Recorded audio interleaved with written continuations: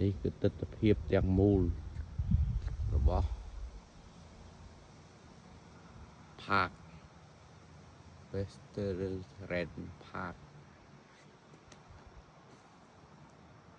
ស្ថិតនៅ Bradford ប្រទេសកាណាដា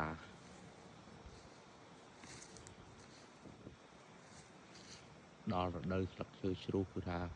ដើមឈើមានពណ៌ធម្មជាតិស្រស់បំព្រងចិត្តដល់រដូវជ្រុះទៅវិញហើយវាចេញពណ៌ខ្លះ